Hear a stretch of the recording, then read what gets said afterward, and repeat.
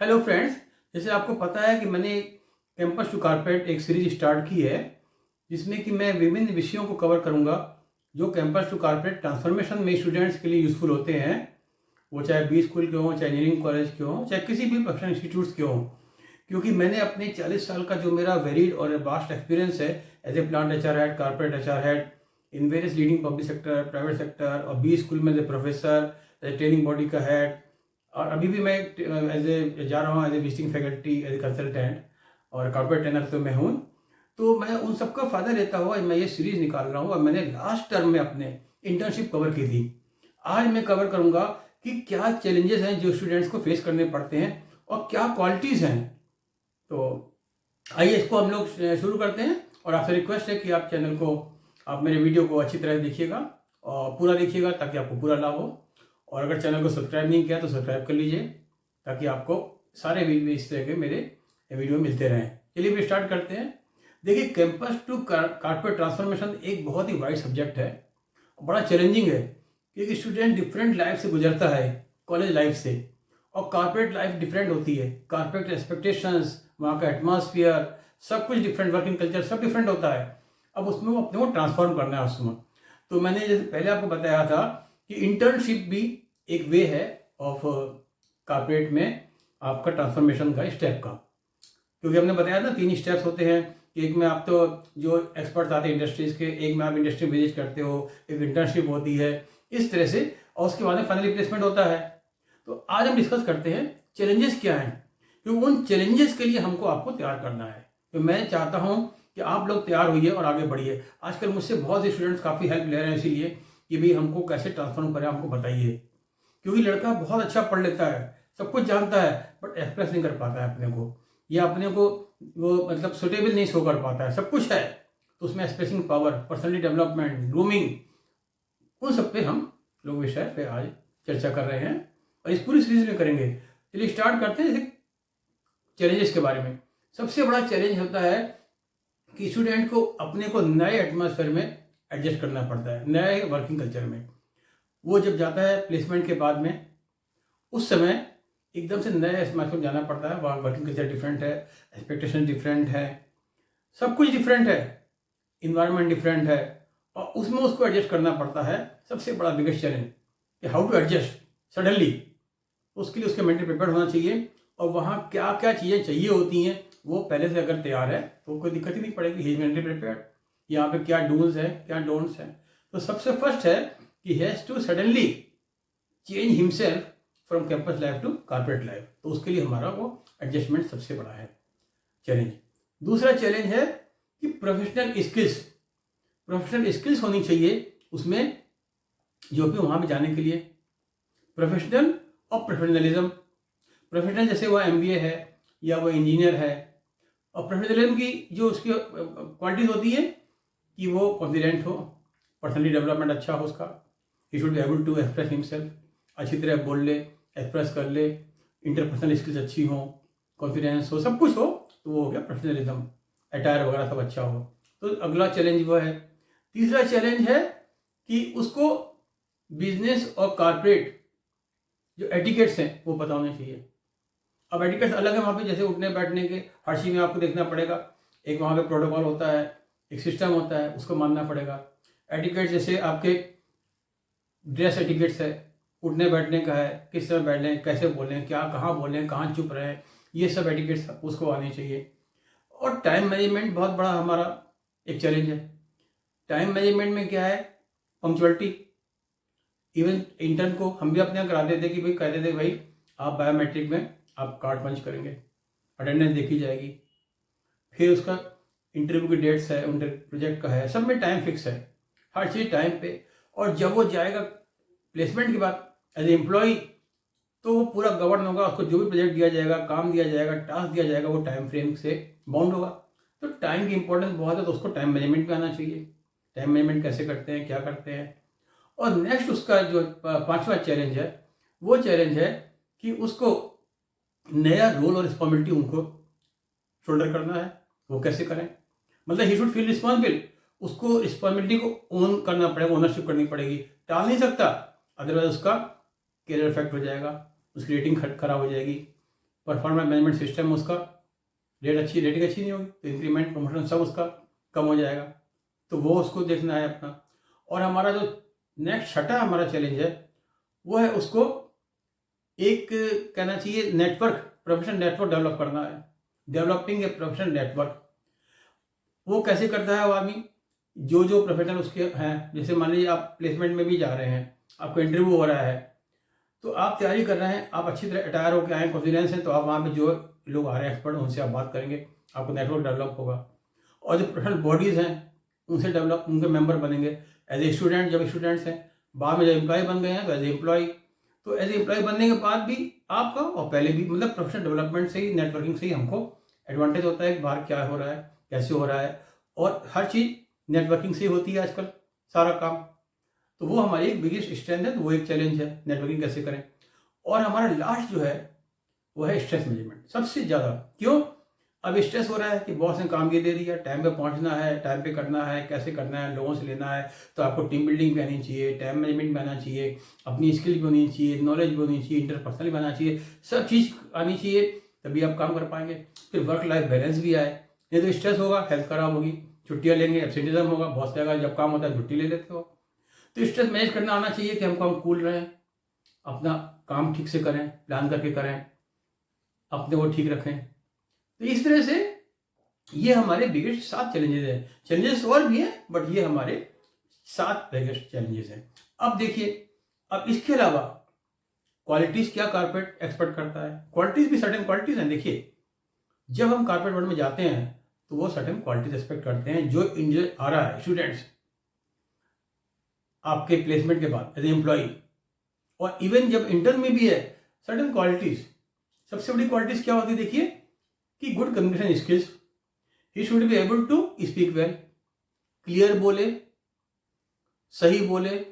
सही लैंग्वेज हो, साफ बोले, तो he should be able to express himself. उसके अलावा वो एक्टिव लिसनिंग, सुन भी सके वो। तो सबसे पहले होता है उसको, उसमें अच्छी होनी चाहिए गुड कम्युनिकेशन स्किल्स, और इसमें प्रेजेंटेशन स्किल्स वगैरह भी आ जाएगा सारा, कैसे प्रेजेंट करें, बॉडी लैंग्वेज कैसे समझें, ये सब चीज़ें, वर्बल नॉन वर्बल कम्युनिकेशन। तो इसकी सबको हम बाद में डिस्कस करेंगे आपसे।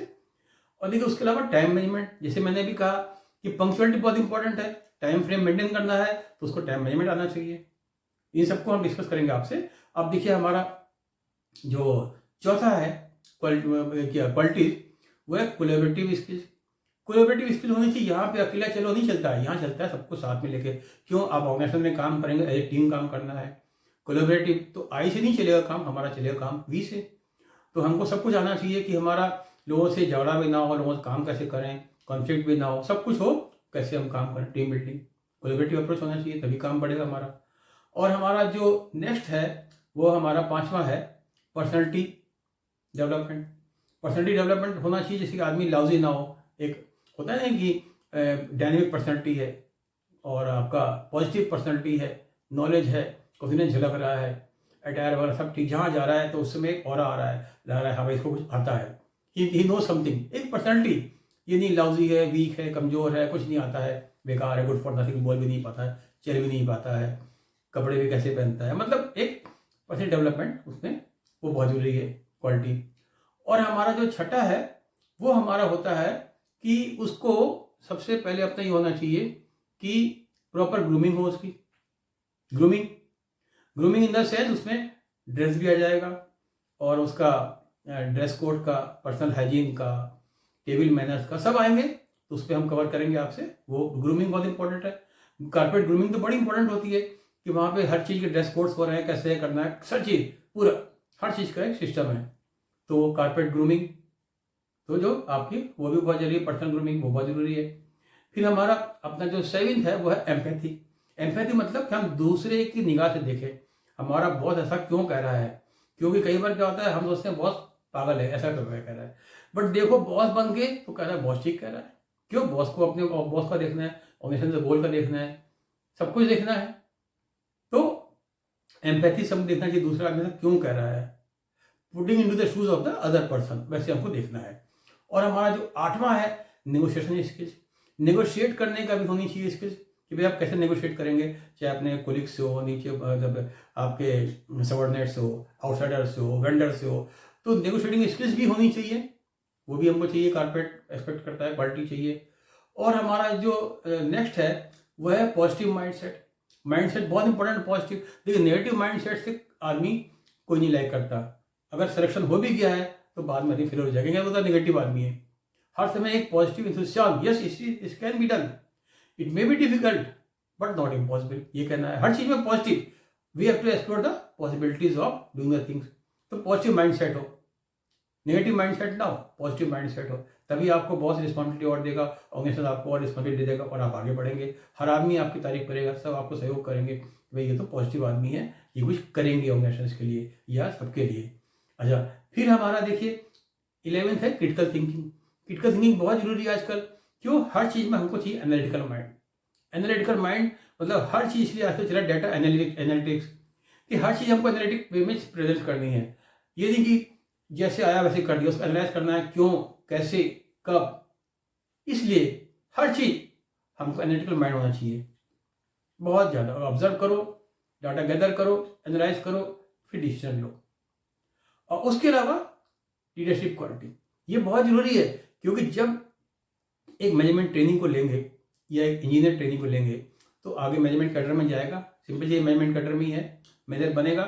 लीडरशिप क्वालिटी होनी चाहिए कि उसको एक टीम को लेकर आगे बढ़ना है, तो टीम बिल्डिंग आनी चाहिए, लीडरशिप क्वालिटी होनी चाहिए, interpersonal skill, communication skill, motivation उसका हरदम होना चाहिए, इंथुसियाज्म होना चाहिए, क्लैरिटी, उसको कॉन्सेप्ट मैनेजमेंट आना चाहिए कि किसी में कुछ झगड़ा हो जाए टीम में कैसे सॉल्व करेंगे, न्यूट्रिशन स्किल्स आनी चाहिए, उसको ये सब क्वालिटीज होनी चाहिए। तो ये हमारी क्वालिटीज जो कारपेट है वो देखता है एक हमारे एम्प्लॉय में। तो इसलिए जब कैंपस टू कारपेट जाएंगे तो कारपेट की ये क्वालिटीज हमको डेवलप करनी है। इंटर्न के बाद में जब हम फाइनल प्लेसमेंट के बाद जॉब में जाएंगे तो ये क्वालिटीज हमको पहले ही डेवलप करनी है। अदरवाइज उस समय तो हमको लगेगा कि भाई हम कहाँ आ गए, या बहुत है उसको आते ही नहीं है, उस समय हम डेवलप करेंगे। अगर हम पहले से ही डेवलप जाएंगे तो हम बहुत आगे बढ़ जाएंगे, सिंपल चीज़ है। और देखिए आपका क्या होता है, ग्रूमिंग में सब पार्ट आएगा। ग्रूमिंग क्यों जरूरी है? ग्रूमिंग से आपके मान लीजिए कैंपस सिलेक्शन हो रहा है, आप लोग वेल अटायर्ड हैं, स्मार्ट हैं, सब नॉलेज आती है, कॉन्फिडेंस से चल फिर रहे हैं, अच्छा बोल फिर रहे हैं, एक्टिव लिसनर्स हैं, सब कुछ आप में एटिकेट्स हैं, तो आपका ऑर्गेनाइजेशन की, आपके इंस्टीट्यूट की एक अच्छी इमेज होती है, इंस्टीट्यूट बड़ा अच्छा है, बच्चों को अच्छा ट्रेंड किया है। और उसमें ग्रूमिंग में सब आता है कि आपके नाखून कटे हैं कि नहीं कटे हैं, बाल कैसे हैं, आपके बाल कैसे आपने बनाए हैं, कैसे कपड़े पहने हैं, कैसा ड्रेस कोड किया है, हर चीज़ आपके खड़े कैसे हैं, चलते कैसे हैं, बात कैसे करते हैं, सुनते हैं कि नहीं सुनते हैं, इंटरपर्सनल कैसे करते हैं, मतलब एवरीथिंग कम्स। तो ओवरऑल ग्रूमिंग, तो इन सब विषयों को डियर स्टूडेंट्स मैं कवर करूँगा। और आपसे रिक्वेस्ट है कि आप सारे हमारे इसमें वीडियो देखिएगा, क्योंकि ये वीडियोज़ मैं आज देख रहा था, इसमें 14-15 वीडियोस करीब हो जाएंगे आराम से, बट एक आपकी लाइफ चेंजिंग ये वीडियोस बनेंगे। और अभी आपको इंटर्नशिप में भी टाइम है और फाइनल प्लेसमेंट में भी टाइम है, क्योंकि प्लेसमेंट के इंटरव्यू तो कुछ हो भी गए होंगे काफ़ी, जैसे बड़े इंस्टीट्यूट्स में IIT वगैरह में हो जाते हैं पहले अगस्त सितंबर में, कुछ जगह चल रहे होंगे, कुछ जगह होने वाले होंगे दिसंबर से। तो अब आपका पीरियड है, तो ये सारे वीडियोज़ आपको काफ़ी हेल्प करेंगे और इनसे आप हेल्प लीजिएगा। उसके अलावा भी अगर आपको किसी को हेल्प चाहिए तो मेरे वीडियो के डिस्क्रिप्शन में मेरा ईमेल आईडी है, आप उससे कांटेक्ट कर सकते हैं और मैं आपको गाइड करूंगा। क्योंकि मैंने आज तक हज़ारों को गाइड किया है कि मैं गिन नहीं सकता कितने लोगों को किया होगा, कितनों प्रोजेक्ट किया होगा। समझ सकते हैं आप 40 साल में कितने लोगों को किया होगा, as a HR head plant में, as a training man, as a professor, as a visiting faculty, हर तरह से। तो उसको आपको हम पूरा जितना हो सकता है आपको ऐसा संभव आपकी गाइड करूँगा और हेल्प करूँगा। तो रिक्वेस्ट, उम्मीद है कि आपको ये मेरा वीडियो पसंद आया होगा, और आपसे रिक्वेस्ट है कि आप ये वीडियो लाइक करिएगा, कमेंट्स करिएगा और सब्सक्राइब करिएगा, बेल बटन दबा दीजिएगा और अगले वीडियो का मेरा इंतजार करिएगा। और मैं ये कैंपस टू कारपेट के वीडियोस हर मंडे को डालूंगा शाम को 7 बजे, तो आप लोग उसका इंतजार करिएगा और देखिएगा और अपने साथियों में भी शेयर कर दीजिएगा, क्योंकि ये एकदम से ट्रांसफॉर्मेशन हो रहा है आपका। तो इसमें जो भी बात है आप मुझसे अपने कमेंट्स में भी क्वेश्चन लिख सकते हैं, कोई प्रॉब्लम लिख सकते हैं, मैं उसका आपको उत्तर दूंगा। Thank you.